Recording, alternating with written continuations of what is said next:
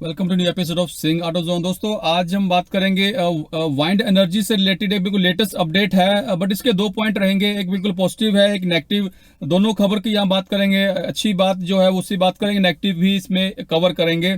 तो दोस्तों अगर आप भी इंटरेस्ट रखते हो जीरो मिशन में, आपको लगता है कि जीरो मिशन बिल्कुल नीड है या की जरूरत है आज की, तो बिल्कुल बने रही वीडियो के साथ। चैनल को सब्सक्राइब करें जल्दी से। वीडियो भी स्टार्ट कर लेते हैं जल्दी से।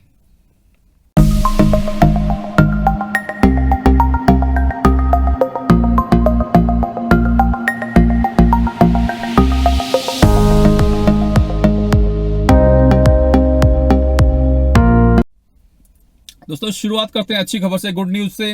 गवर्नमेंट ऑफ इंडिया ने बिल्कुल जो एक हाल में ही एक नया एम सेट किया है, टारगेट सेट किया है कि 2030 तक एक बिल्कुल नया 30 गीगावाट का जो ऑफ शोर वाइंड एनर्जी है पावर, उसको सेटअप बिल्ड किया जाएगा, उसको सेटअप किया जाएगा। तो इस टारगेट रखा है गवर्नमेंट ऑफ इंडिया ने 2030 तक 30 गीगावाट बाय जो ऑफ शोर मीन जो समुद्र किनारे जो होते हैं ज्यादातर उस तरफ वाइंड कैपेसिटी को बढ़ाया जाएगा। और स्पेशली इन चीजों में दो स्टेट्स का नाम शुरू से आगे रहा है, जो है तमिलनाडु, जो ऑलरेडी इस सेगमेंट में वाइंड एनर्जी में सबसे आगे है। इवन जो उसकी जो टोटल कैपेसिटी उसका 28% तो सिर्फ और सिर्फ वाइंड एनर्जी से पूरा कर रहा है तमिलनाडु, और उसके लिए बिल्कुल थम्स अप है दोस्तों इस स्टेट को, वहां की गवर्नमेंट को, वहां के लिए लोगों को। और दूसरी स्टेट है गुजरात। बिल्कुल गुजरात ही है उसने सबसे पहले रिन्यूएबल सोर्स की बात की थी, चाहे सोलर की हो चाहे वाइंड की हो, गुजरात ही उसमें सबसे पहले स्टार्टअप किया था। बट अब बाकी स्टेट्स भी उसमें काफी आगे निकल कर आ रही है। तो बिल्कुल इन दो स्टेट्स में काफी ज्यादा चांसेस है। इसके अलावा ये जो टारगेट सेट किया है ये काफी हेल्प करेगा। जो गवर्नमेंट ऑफ इंडिया का टारगेट है 175 गीगावाट बाय ऐड करने का ग्रिड में बाय रिन्यूएबल सोर्स, चाहे वो सोलर हो चाहे वाइंड या बायोमास या अदर जो शॉर्ट हाइड्रो प्रोजेक्ट उन सबसे 2022 तक 175 गीगावाट को एक नई एनर्जी को ऐड करना है, रिन्यूएबल एनर्जी। अगर हम बात करें वाइंड एनर्जी में इंडिया का नंबर कहां आता है, नंबर 1 बिल्कुल दोस्तों चाइना ही है इसमें, नंबर 2 यूएसए, नंबर 3 जर्मनी, उसके बाद चौथा नंबर आता है इंडिया का। अगर हम सोलर की बात करें तो वहां number 3 after China USA, number 3 India का नाम आता है। बट वाइंड में थोड़ा सा जर्मनी बीच में आ जाता है, इंडिया का नंबर 4 है। और वैसे भी इंडिया के पास 7600 किलोमीटर की कोस्ट लाइन है, बहुत बड़ी। तो काफी ज्यादा स्कोप है इंडिया में ऑफशोर जो वाइंड एनर्जी प्रोजेक्ट्स है उस पर काम करने के लिए। काफी ज्यादा चांसेस है, इसको जितना मर्जी हम चाहे एक्सप्लोर कर सकते हैं, बढ़ा सकते हैं। बिल्कुल अगर जितना अगर स्टेट्स मिलकर, चाहे सेंटर या स्टेट्स मिलकर या जो प्राइवेट लेवल पर जो काम प्रोजेक्ट्स आते हैं वो सब मिलकर इसको काफी हद तक बढ़ा सकते हैं, इसमें कोई शक नहीं है। उस तरह की अवेलेबिलिटी है इंडिया के पास और उस तरह की टेक्नोलॉजी भी है, इसमें कोई शक नहीं है। दोस्तों ये था पॉजिटिव पार्ट। अब नेगेटिव पार्ट की भी बात कर रहे हैं।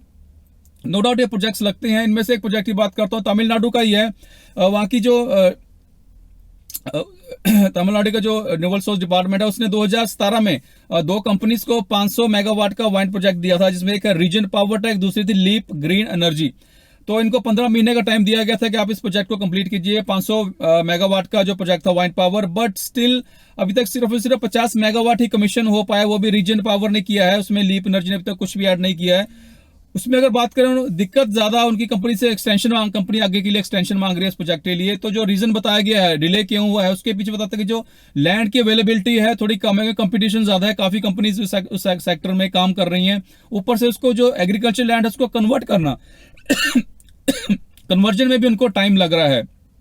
तो रीजन बताए जा रहे हैं। तो दोस्तों रीजन कुछ भी हो, चाहे वैलिड हो चाहे इनवैलिड हो, बट इन चीजों पर मुझे लगता है कि बिल्कुल साथ मिलकर काम करने की जरूरत हो। स्टेट या गवर्नमेंट या प्राइवेट सेक्टर जो भी कंपनीज अगर मिलकर काम नहीं करेगी और खामखा ये प्रोजेक्ट्स लेट होते रहेंगे तो जो टारगेट सेट किए जाते हैं वो सिर्फ टारगेट ही रह जाते हैं, उसको अचीव नहीं किया जा सकता। इनको हर हालत में पूरा करना पड़ेगा। जैसे कि चाइना या यूएस में देखते हैं कि वहां पर project deadline means deadline, reason कुछ भी नहीं सुना जाता, वो बस उनको कंप्लीट करना, उसके बाद पेनल्टी लगती है। आई थिंक इंडिया में दिक्कत यही है कि पेनल्टी के ज्यादा निकल कर नहीं आता। जब तक पेनल्टी का डर सिर पर नहीं रहता तो प्रोजेक्ट्स टाइमली पूरे नहीं हो पाते। दोस्तों आज के लिए इतना, वीडियो अच्छी लगे तो शेयर जरूर कीजिएगा। धन्यवाद।